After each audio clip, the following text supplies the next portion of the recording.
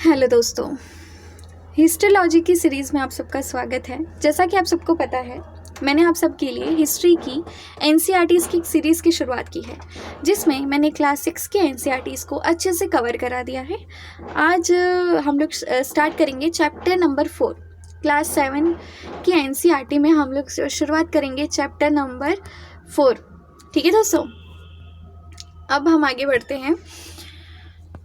Okay, आपसे request है दोस्तों, अगर आप लोग मेरे चैनल पर नए हैं, आज आपका पहला लेक्चर है, तो मैं आपसे रिक्वेस्ट करूंगी कि ये लेक्चर देखने से पहले आप पिछले के प्रीवियस लेक्चर्स को अच्छे से देखना ना भूलें। ठीक है, आप अगर प्रीवियस लेक्चर को अच्छे से देखोगे तो आप लोगों का रिवीजन बहुत अच्छा होगा और साथ ही साथ में आप लोगों की आगे स्टडी में मदद भी मिलेगी। चैप्टर नंबर 4 की बात करते हैं, मुगल 16वीं से 17वीं शताब्दी। ओके दोस्तों, मैं आपसे ना कमेंट सेक्शन में एक चीज़ पूछना चाहती हूँ कि चैप्टर नंबर 3 में आपने किसके बारे में पढ़ा था। ठीक है, आप कमेंट सेक्शन में मुझे बताइए। मध्यकाल में किसी भी शासक के लिए भारतीय उपमहाद्वीप जैसे बड़े क्षेत्र पर जहां लोगों एवं संस्कृतियों में इतनी अधिक विविधताएं हो, शासन कर पाना अत्यंत ही कठिन कार्य था। अपने पूर्ववर्तियों के विपरीत मुगलों ने एक साम्राज्य की स्थापना की और वह कार्य पूरा किया जो अब तक केवल छोटी अवधियों के लिए ही संभव जान पड़ता था। 16वीं सदी के उत्तरार्ध से इन्होंने दिल्ली और आगरा से अपने राज्य का विस्तार शुरू किया और 17वीं शताब्दी में लगभग संपूर्ण महाद्वीप पर अधिकार प्राप्त कर लिया। ठीक है दोस्तों, मैं आपसे एक चीज़ बताती हूँ। जब मुगल लोग आए ना हमारे देश में, उन्होंने पूरे भारतीय उपमहाद्वीप जैसे देश पर क्या कर लिया, राज किया।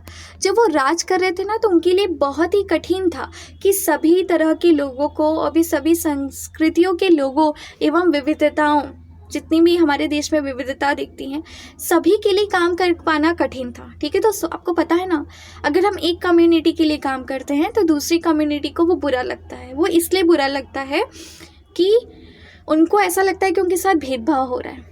ठीक है, 16वीं सदी के उत्तरार्ध से इन्होंने 16वीं सदी, जब 16वीं सदी आई, मतलब दोस्तों मैं आपको बताऊं, टाइम होगा 1500 के लगभग, 1500 से 1600 के बीच के समय अंतराल को हम कहेंगे 16वीं सदी। ठीक है, जब 16वीं सदी का अंतराल आया तो इन्होंने दिल्ली और आगरा से अपने राज्य का विस्तार शुरू किया। इन्होंने दिल्ली और आगरा से क्या, अपने राज्य का विस्तार शुरू किया। 17वीं शताब्दी में लगभग संपूर्ण महाद्वीप पर अधिकार प्राप्त कर लिया। 16वीं शताब्दी से इन्होंने शुरुआत की कि भारतीय उपमहाद्वीप को अपने कब्जे में करेंगे और 17वीं शताब्दी आते आते, मतलब 17वीं शताब्दी मतलब दोस्तों 1600 से 1700 का टाइम पीरियड, 17वीं शताब्दी आते आते इन्होंने पूरे उपमहाद्वीप पर, संपूर्ण महाद्वीप पर अधिकार प्राप्त कर लिया। उन्होंने प्रशासन के ढांचे तथा शासन संबंधी जो विचार लागू किए, वे उनके राज्य के पतन के बाद भी टिके रहे। यह एक ऐसी राजनैतिक धरोहर थी जिसके प्रभाव से उपमहाद्वीप में उनके पश्चात आने वाले शासक अपने को अछूता न रख सके। आज भारत के प्रधानमंत्री स्वतंत्रता दिवस पर मुगल शासकों के निवास स्थान दिल्ली के लाल किले के प्राचीर से राष्ट्र को संबोधित करते हैं। ठीक है दोस्तों, ये मुगलों ने जो भी वास्तुकला की चीज़ें बनाई, जो भी लाल किला, आगरा में ताजमहल, वो सभी हमारी क्या दोस्तों, धरोहर है, सांस्कृतिक धरोहर। ठीक है, हमारी विरासत है, वह सभी हमारे लिए मददगार है। ठीक है, लेकिन ये जो विरासत थी वो राजनीतिक धरोहर भी बन गई है। आप दिल्ली के बारे में जानते हो।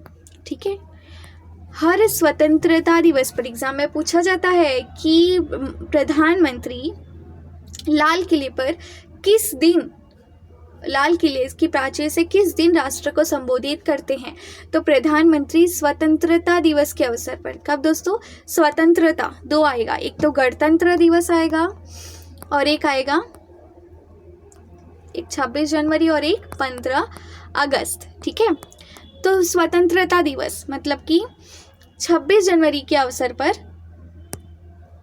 वो लाल किले की प्राचीर से राष्ट्र को संबोधित करते हैं। ये आप देख सकते हो, लाल किला। ठीक है, किसने बनवाया था लाल किला? कमेंट सेक्शन में आप मुझे आंसर करेंगे अगर आपको पता है तो। ठीक है, लाल किला पूरा लाल संगमरमर के पत्थरों से बना हुआ है। अब बात करते हैं मुगल कौन थे। मुगल दो महान शासक वंशों के वंशज थे। माता की ओर से वे मंगोल शासक चंगेज खान, जो चीन और मध्य एशिया के कुछ भागों पर राज करता था, के उत्तराधिकारी थे, और पिता की ओर से वे ईरान, इराक एवं वर्तमान तुर्की के शासक तैमूर के वंशज थे। परंतु मुगल अपने को क्या कहते थे, मुगल या मंगोल कहलवाना पसंद नहीं करते थे। ठीक है दोस्तों, मैं बताती हूँ। मुगल लोग जो थे ना, वो उनके वंशज दो लोगों से जुड़े हुए, दो जगह से। माता की ओर से वे मंगोल शासक चंगेज खान, ठीक है, माता की ओर से वो चंगेज खान मंगोल शासक था, और पिता की ओर से, ठीक है, और खान जो चीन और मध्य एशिया के कुछ भागों पर राज करता था, और पिता की ओर से वे ईरान, इराक, तुर्की के शासक तैमूर, ठीक है, ईरान, इराक, ये है माता की तरफ से और ये है पिता की तरफ से। मान लो कोई मुगल शासक है ना, तो उसकी माता का रिश्ता यहाँ से था, पिता का रिश्ता यहाँ से था। माता थी मंगोल शासक चंगेज खान की ओर से, और जो पिता थे वो ईरान, इराक, तुर्की के शासक, ठीक है, तैमूर वंश से थे। ठीक है, तो सबको समझ में आया होगा, तो कमेंट सेक्शन में यस लिखिए। परंतु मुगल अपने को मंगोल नहीं कहलवाना पसंद करते थे। ऐसा इसलिए था क्योंकि चंगेज खान से जुड़ी स्मृतियाँ सैकड़ों व्यक्तियों के नरसंहार से संबंधित थी। मुगलों ने खुद को मंगोल नहीं कहा, उसका रीज़न था, मंगोल कहाँ से बिलोंग करते थे, वहाँ के शासक थे चंगेज़ खां, और जो चंगेज़ खां है ना दोस्तों, उनकी बहुत सारी स्मृतियाँ जुड़ी हुई है नरसंहार से। यही स्मृतियाँ मुगलों के प्रतियोगियों उज्बेकों से भी संबंधित थी। दूसरी तरफ मुगल तैमूर के वंशज होने पर गर्व का अनुभव करते थे। ठीक है, मुगल लोग क्या अनुभव करते थे कि वो लोग किसके वंशज है, तैमूर के वंशज है। ठीक है, मतलब यहाँ पे भी आपको पितृसत्तात्मकता दिख सकती है। ज़्यादा इसलिए क्योंकि उनकी इस महान पूर्वज ने 1398 में दिल्ली पर कब्जा किया था। ठीक है, क्यों? क्योंकि 1398 में जो तैमूर थे, मुगल शासक तैमूर, उन्होंने दिल्ली पर कब्जा किया था। उन्होंने अपनी वंशावली का प्रदर्शन चित्र बनाकर प्रत्येक मुगल शासक ने तैमूर के साथ अपना चित्र बनवाया है। ठीक है, आगे आप जाओगे ना तो आपको चित्र देखने को मिलेगा। ठीक है दोस्तों, मुगल सैन्य अभियान हम लोग देखते हैं। मुगल सैन्य अभियान के बारे में थोड़ा। प्रथम मुगल शासक था बाबर, 1526 से 1530। ठीक है, नोट्स बनाते रहिए साथ साथ में। पहला मुगल शासक बाबर, जब 1494 में फरघाना राज्य का उत्तराधिकार प्राप्त किया तो उसकी उम्र केवल 12 वर्ष थी। इसने सिर्फ 12 वर्ष, आप सोच सकते हो दोस्तों, आज के टाइम पे तो पेरेंट्स 18-19 साल तक जब तक बच्चा नहीं हो जाता तब तक उसको बिठा के खिलाते हैं। इन्होंने 12 वर्ष की, देखिए दोस्तों, ठीक है मुगल है, लेकिन हमें जहाँ से अच्छाइयाँ देखने को मिले ना वो हमें ग्रहण करना चाहिए। 12 वर्ष की उम्र में इन्होंने उत्तराधिकार प्राप्त किया। मंगोलों की दूसरी शाखा उज्बेकों के आक्रमण के कारण उसे अपनी पैतृक गद्दी छोड़नी पड़ी। अनेक वर्षों तक भटकने के बाद उसने 1504 में काबुल पर कब्जा कर लिया। 1 मिनट दोस्तों।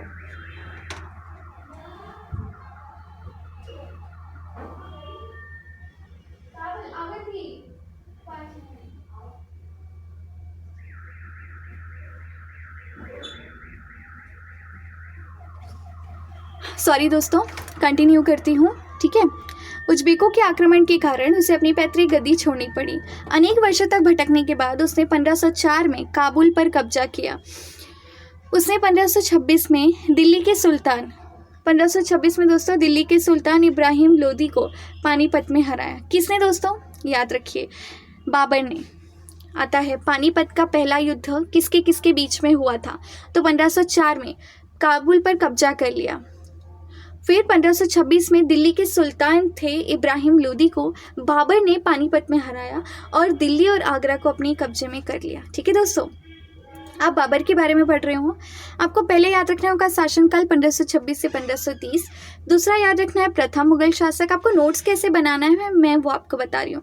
फिर यहाँ पे बोला है ना कि 1494 में फरघाना राज्य का उत्तराधिकार प्राप्त किया। किसने? बाबर ने। कहाँ का? फरघाना राज्य, सन 1494 में। उसकी उम्र केवल 12 वर्ष की थी। मंगोलों की दूसरी शाखा उज्बेकों के आक्रमण के कारण उसे अपनी पैतृक गद्दी छोड़नी पड़ी। क्या हुआ ना, उसके बाबर जो था ना, बाबर को अपनी गद्दी छोड़नी पड़ी। उसका रीज़न था उज्बेकों ने क्या कर दिया था, आक्रमण कर दिया था। उज्बेकों के आक्रमण के कारण उसे अपनी पैतृक गद्दी छोड़नी पड़ी और अनेक वर्षों तक भटकने के बाद 1504 में काबुल पर उसने कब्जा किया।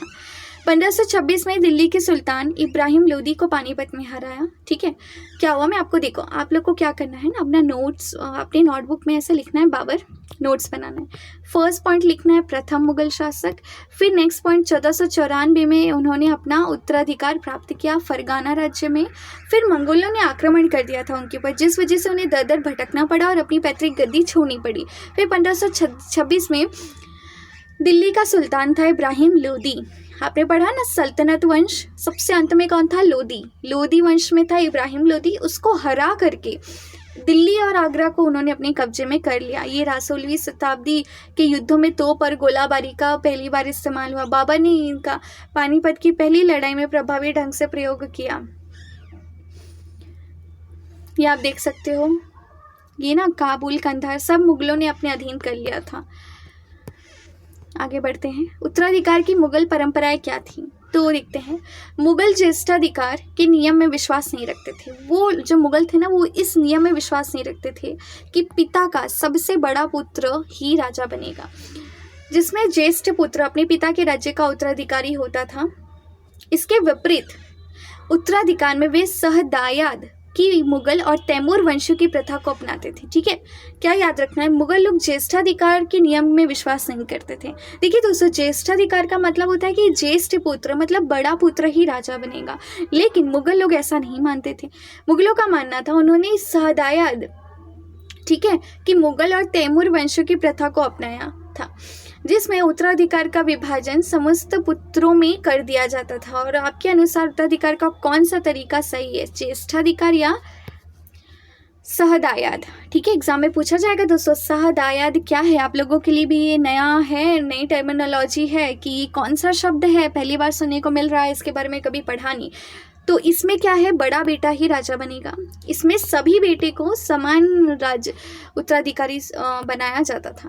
मुगलों के अन्य शासकों के साथ संबंध। मुगलों ने उन शासकों के विरुद्ध लगातार अभियान किया जिन्होंने उनकी सत्ता को स्वीकार करने से इनकार कर दिया। ठीक है, मुगलों ने उन सभी के साथ लड़ाइयाँ लड़ी जिन्होंने मुगलों की सत्ता को अस्वीकार किया।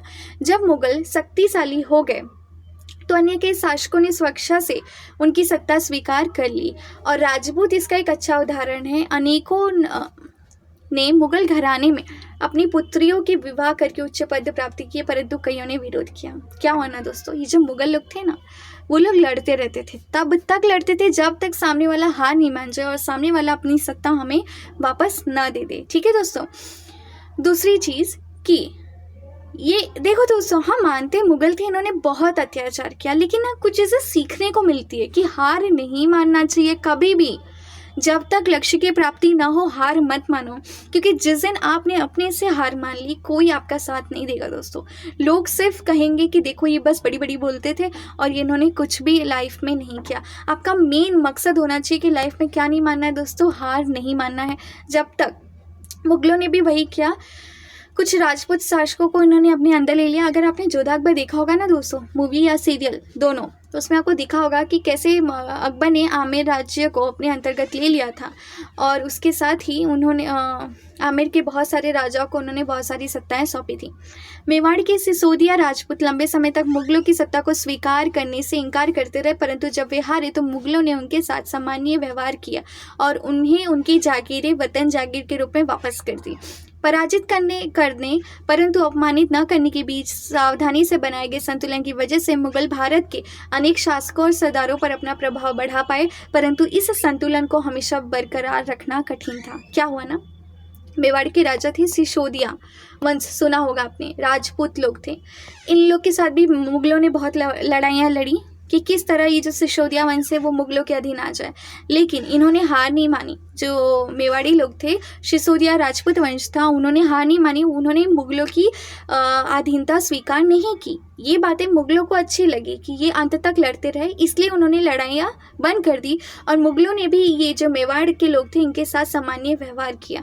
ठीक है दोस्तों, ये बैलेंस बनाता है कि ठीक है, आप अपनी सत्ता देखो, हम हमारी सत्ता देखते हैं, ना आपके काम में हम दखल अंदाजी करेंगे, ना आप हमारे काम में दखल अंदाजी करो। इस तरह का जो संतुलन मुगलों ने बनाए रखा, इसी वजह से कारण इम्पॉर्टेंट था कि उन्होंने देश के अनेक शासकों और सरदारों पर अपना प्रभाव जमाए रखा और मतलब भारत जैसे उपमहाद्वीप पर उन्होंने कब्जा किया। ठीक है,